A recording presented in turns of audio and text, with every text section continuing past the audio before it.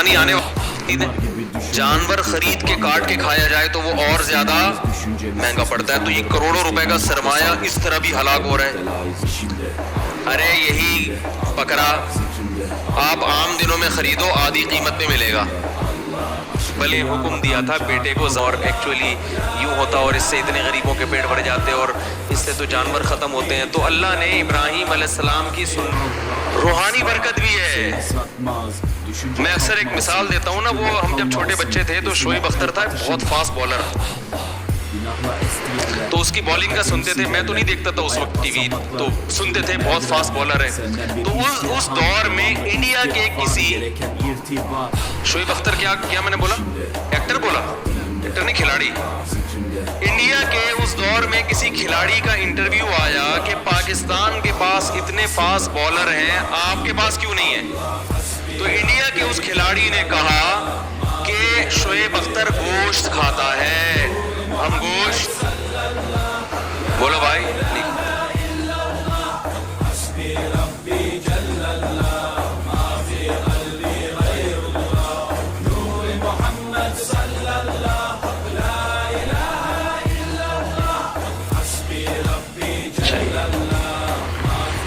قربانی کرتے وقت ایک مسلمان کو 4 چیزوں کو نہیں بھلانا چاہیے. اس کی 4 شرطیں کبھی نہیں بھولنی چاہیے. انسان قربانی کا جانور جو خریدا ہے یا اس نے اس کو پالا، صحیح بخاری کی روایت ہے 333 صحابہ کنا نسمن الاضحیہ، ہم قربانی کے جانوروں کو کھلا پلا کے موٹا کیا کرتے ہیں. قربانی کا جانور شریعت نے جس کو متعین کر دیا ہے ان جانوروں میں سے قربانی کرنی چاہیے. وہ ہے بھیڑ نر اور مادہ، اسی طرح بکرا اور بکری، گائے نر اور مادہ، اور اونٹ نر اور مادہ. وَلِكُلِّ أُمَّةٍ جَعَلْنَا مَنْسَكًا لِيَذْكُرُوا اسْمَ اللَّهِ عَلَى مَا رَزَقَهُم مِّن بَهِيمَةِ الْأَنْعَامِ. بہیمۃ الانعام میں سے، چوپائے جانوروں میں سے قربانی کی جائے گی. اور امام نووی فرماتے ہیں الاجماع على انه لا يجزئ في الاضحية الا الابل والبقر والغنم. امت کا اجماع ہے کہ صرف قربانی میں وہ جانور لگیں گے. ایک اونٹ ہے مذکر مؤنث جب وہ 5 سال کا ہو جائے، والبقر اور گائے مذکر مؤنث جب وہ 2 سال کی ہو جائے، والغنم اور بھیڑ اور بکری، بھیڑ یا مذکر ہو یا مؤنث اگر 1 سال کا ہو جائے تب بھی ہو. صحیح مسلم کی روایت ہے 5055 لا تذبحوا الا مسنا، اس وقت تک جانور کو قربان نہ کرو جب تک وہ دودھا نہ ہو جائے. الا ان يعصوا عليكم فتذبحوا جزعة من الضأن. ہاں اگر مشکل پیش آئے تو 1 سال کا ہو تو وہ بھی تم ذبح کر سکتے ہو، لیکن وہ بھیڑ کے بارے میں ہے یا اس کو جزا ہم کہہ دیتے ہیں. ابن حجر کے مطابق تو بھیڑ میں جزا وہ ہوتا ہے جس کے اوپر 1 سال ہو جائے، لیکن بکرا اور بکری اس کی شرط اسی طرح باقی رہے گی جب تک وہ دونا نہیں ہوگا اس وقت تک اسے قربان نہیں کیا جائے گا. اور چوتھی اور آخری شرط، ان میں 4 قسم کی عیب نہیں ہونی چاہیے. العوراء البین عورها، ایسا کانا جانور جس کا کانا بند واضح ہو. والمریض البین مرضها، ایسا بیمار جانور جس کی بیماری واضح ہو. والعرجاء البین عرجها، ایسا لنگڑا جانور جس کا لنگڑا پن ظاہر ہو. والکثیر التي لا تنقی، انتہائی کمزور اور لاغر جانور جس کی ہڈیوں میں کودا نہ ہو.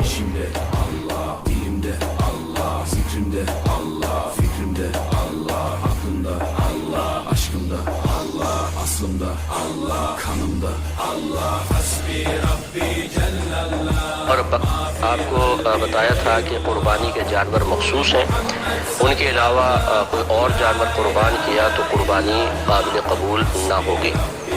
نبی کریم صلی اللہ علیہ وسلم کی طرف سے 3 قسم کے جانوروں کی اجازت ہے، ایک اونٹ، دوسرا گائے اور تیسرا بکری. اونٹ میں اونٹنی بھی شامل ہے اور گائے کے ساتھ بیل، بھینس، بھینسا، اور بکری کے ساتھ بکرا اور دمبا اور دمبی وغیرہ، بھیڑ وغیرہ، یہ سب اس میں شامل ہوتے ہیں.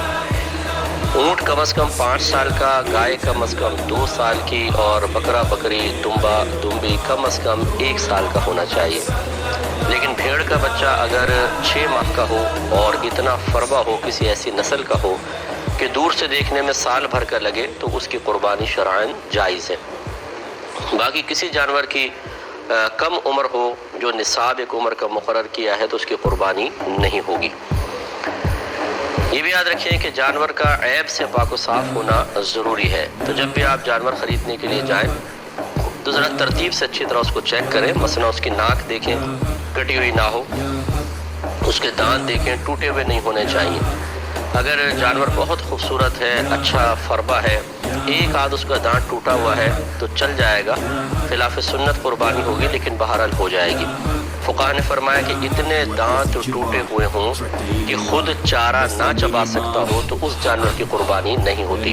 اس کا مطلب ہے 1-2 دانت اگر ٹوٹے ہوں تو قربانی ہو جائے گی، لیکن خلاف سنت ہے۔ تو کوشش تو یہ ہونی چاہیے کہ تمام دانت مکمل ہوں، لیکن پھر بھی اگر ایک آدھ ٹوٹا ہوا ہے تو کوئی بات نہیں۔ اسی طرح زبان کو چیک کریں، کٹی ہوئی نہیں ہونی چاہیے۔ آنکھوں کو چیک کریں، دونوں آنکھیں بالکل صحیح ہونی چاہیے۔ اگر کاڑا بکرا ہو کہ ایک آنکھ ہے ایک نہیں، یا اندھا بکرا ہے تو اس کی قربانی نہیں ہوگی۔ تو ذرا تھوڑا سا اس کی اس طرح آنکھ کے قریب لا کے یوں کریں، اگر وہ آنکھ بند کرتا ہے تو اس کا مطلب ہے کہ اس کی آنکھ ٹھیک ہے۔ ورنہ ہمارے ہاں تو ماشاءاللہ ایک سے ایک ماسٹر لوگ ہیں قربانی یہ بکرے کی آنکھیں بعض اوقات ضائع ہو جاتی ہیں اور اس کو نقلی آنکھ فٹ کی ہوتی ہے۔ تو یہ پتہ چل جائے گا اگر نقلی ہوگی تو حرکت نہیں کرے گا، چاہے آپ کتنی آنکھ کے قریب کریں، تو اس کی ضرور چیک کر لیا کریں، بعض اوقات دھوکہ ہو جاتا ہے۔ کانوں کا مسئلہ یہ ہے کہ اگر کسی جانور کے پیدائشی کان نہ ہو تو یہ ایک عیب ہے، اس کی قربانی نہیں ہو سکتی۔ ہاں بڑے چھوٹے سے کوئی فرق نہیں پڑتا۔ بعض بکرے ایسے ہوتے ہیں جو چھوٹی نسل کے ہوتے ہیں، ان کے ٹیڈی بکرے شاید کہتے ہیں، چھوٹے چھوٹے سے کان ہوتے ہیں تو کوئی مسئلہ نہیں ہے، بہت لمبے کان ہوں یا چھوٹے ہوں دونوں چل جائیں گے۔ لیکن مکمل طور پر اگر پیدائشی طور پر نہیں ہے تو پھر نہیں ہوگی۔ اور اگر کان ہے اور کٹے ہوئے ہیں تو اس میں دیکھا جائے گا اگر کان اتنا کٹا ہے کہ 1/3 یا اس سے زیادہ تو اس کی قربانی نہیں ہوتی ہے۔ مثال کے طور پہ 3 انچ کا اگر کان اتنا کٹا ہے کہ 1/3 یا اس سے زیادہ تو اس کی قربانی نہیں ہوتی ہے۔ مثال کے طور پہ 3 انچ کا کان ہے اور 1 انچ کٹا ہوا ہے تو یہ 1/3 1/3 جو ہے وہ کٹا ہوا کہلائے گا، یا اس سے زیادہ ہے تو اس کی قربانی نہیں ہوگی۔ لہذا اس سے کم کٹا ہوا ہے تو ہو جائے گی۔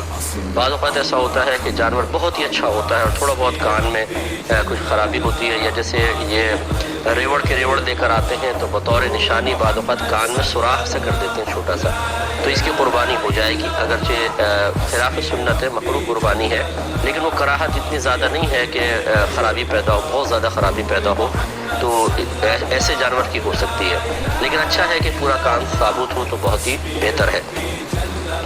اس کے بعد سینگ چیک کر لیں۔ سینگ میں اور کانوں میں ایک بنیادی فرق یہ ہے، اگر پیدائشی کان نہ ہو تو قربانی نہیں ہوگی، لیکن اگر پیدائشی سینگ نہ ہو کسی کے تو قربانی ہو جائے گی۔ اس کو عیب نہیں شمار کیا گیا، کیونکہ سینگ ایک اضافی چیز ہے اور کان باقاعدہ ایک جسم کا عضو ہے، ایسا جو عضو ہے کہ جس کی وجہ سے حسن پیدا ہوتا ہے اور جانور یا انسان مکمل ہوتا ہے۔ سینگ ایک اضافی چیز شمار کی گئی ہے، تو اس لیے وہ زینت کے لیے گویا کہ کہہ لیں آپ، یا خاص کسی ضرورت کے لیے، جیسے جانوروں کو بعض کو اللہ تعالیٰ نے سینگ دیے تاکہ وہ اپنا دفاع کر سکیں۔ تو خلاصہ کلام یہ ہے کہ پیدائشی سینگ نہ ہو تو ہو جائے گی۔ اب اگر سینگ ٹوٹ گیا، مثال کے طور پر ٹوٹا ہوا ہے، تو یہ دیکھا جائے گا اگر جڑ سے ٹوٹا ہوا ہے تو پھر اس کی قربانی نہیں ہو سکتی، چاہے ایک ہی ٹوٹا ہو۔ ہاں اگر جڑ سے نہیں ٹوٹا، اوپر سے ٹوٹا ہے تو اس کی قربانی ہو جائے گی، مگر خلاف سنت ہوگی۔